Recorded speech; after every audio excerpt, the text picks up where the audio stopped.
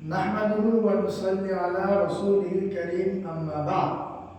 সম্মানিত উপস্থিতি, আসতেছে সামনে পবিত্র মাহে রমজান। এই মাসে আমরা ইতিমধ্যেই অনেকেই নিয়ত করে ফেলেছি। ইতিপূর্বে হয়তো আমরা অনেকে রোজা রেখেছি, কম বা বেশি বা রেখেছি। এই বছর আমরা হয়তো নিয়ত করেছি যে আমরা এবার পূর্ণ এক মাস রোজা রাখবো। নিয়ত করেছি ঠিক আছে, কিন্তু তার আগে জানা দরকার,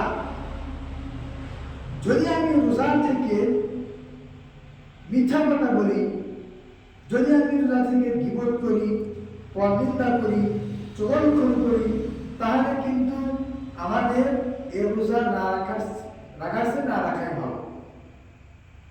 আজকে থেকে 1450 বছর পূর্বে নবী করিম সাল্লাল্লাহু আলাইহি ওয়াসাল্লাম বলেছেন, মাল্লাম ইয়াদা কাওলা যুর ওয়ালা আমালা বিহি।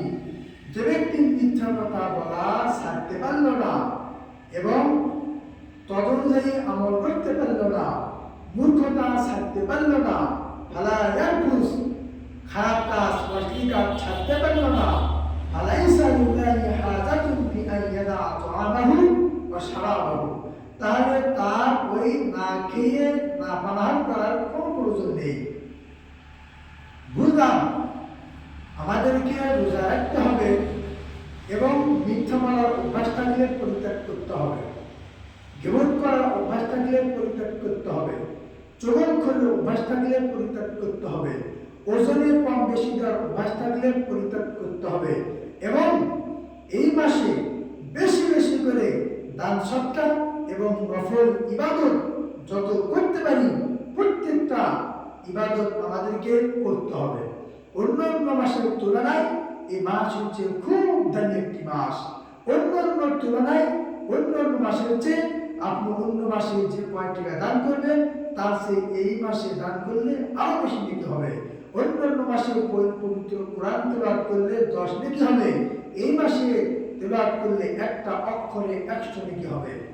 সম্মানিত উপস্থিতি, আমরা হয়তোবা জানি এই মাহে রমজানে রহমত আছে, নাজাত আছে, মাগফিরাত রয়েছে। প্রত্যেকটা 30টা দিনেই আল্লাহ রাব্বুল আলামিনের রহমত, নাজাত, মাগফিরাত রয়েছে।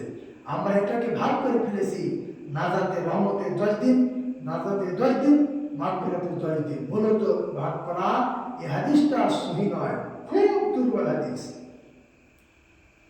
অতএব প্রত্যেকটা এই এক মাসেই প্রত্যেকটা দিনই আল্লাহ রাব্বুল আলামিন দয়া করবেন, ক্ষমা করবেন, নাজাত দিবেন, মুক্তি দিবেন, এতে কোনো সন্দেহ নেই, ভাগ করা যাবে না। আল্লাহ রাব্বুল আলামিন অশেষ দয়া, তার কাছে রয়েছে অনেক ক্ষমা। অতএব এই মাস ক্ষমার মাস, এই মাস রহমতের মাস, এই মাস হচ্ছে দয়ার মাস। রাসূলুল্লাহ সাল্লাল্লাহু আলাইহি ওয়াসাল্লাম যখন মিম্বরের প্রথম সিঁড়িতে উঠলেন, রাসূলুল্লাহ সাল্লাল্লাহু আলাইহি ওয়াসাল্লাম বললেন আমিন। দ্বিতীয় সিঁড়িতে যখন উঠলেন বললেন আমিন। আবার তৃতীয় সিঁড়িতে যখন উঠলেন তখন বললেন আমিন।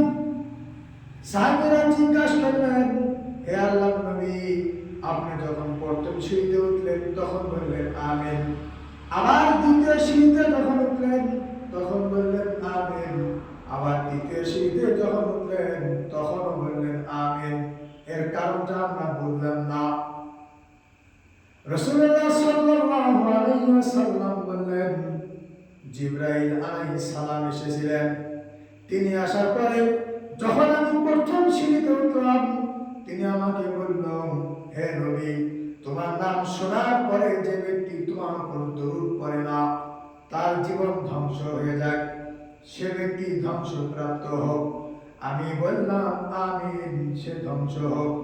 আবার দ্বিতীয় সিঁড়িতে যখন উঠলাম, জিবরাইল আলাইহিস সালাম আমাকে বললেন, রমজান মাস পার পরে যে ব্যক্তি তার গুনাহের ক্ষমা করে নিতে পারল না রমজান মাস আসার পরে যে ব্যক্তি অনেক নেকি অর্জন করে তার গুনাহগুলো মাফ চেয়ে আল্লাহ দরবারে সে নিষ্পাপ হতে পারল না, তার ক্ষমাগুলো মাফ করে দিতে পারল না, তার গুনাহগুলো মোচন করতে পারল না, সে ধ্বংস হোক। আমি বললাম আমিন।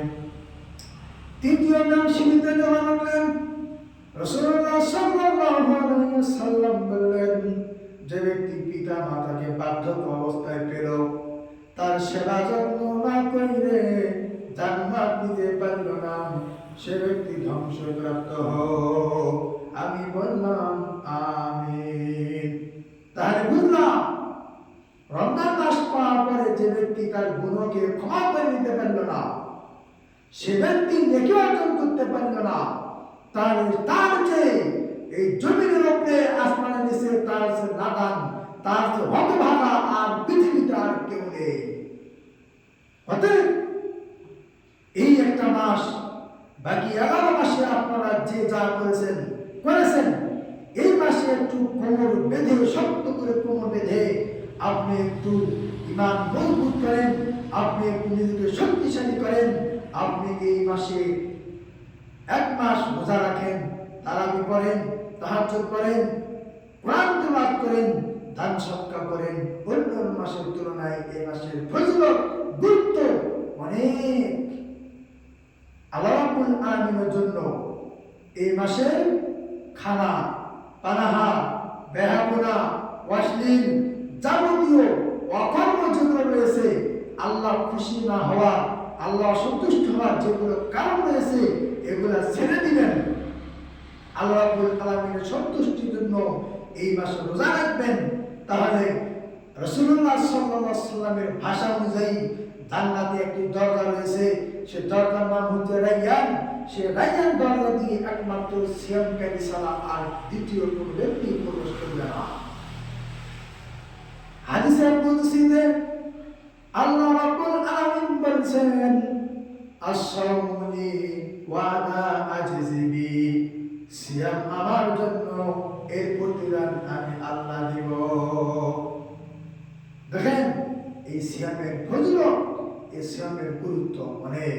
আল্লাহ রাব্বুল আলামিন আমাদের সকলকে এই মাসে এই ফরজ সিয়ামটা কষ্ট হলেও যে যেখানে থাকি না কেন, ব্যবসা করলে ব্যবসায় সময় কম দিতে হবে, দোকানপাটে থাকলে দোকানে সময় কম দিতে হবে।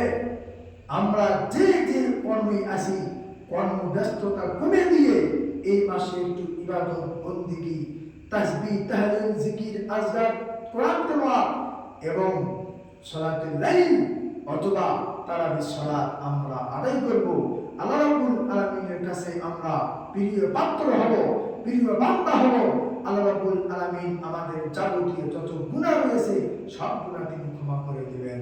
আল্লাহ আমাদের সকলকে সেই তৌফিক দান করুন। সকলে বলি আমিন। ওয়া আখির দাওয়ানা আলহামদুলিল্লাহি রাব্বিল আলামিন। আসসালামু আলাইকুম ওয়া রাহমাতুল্লাহি ওয়া বারাকাতুহু।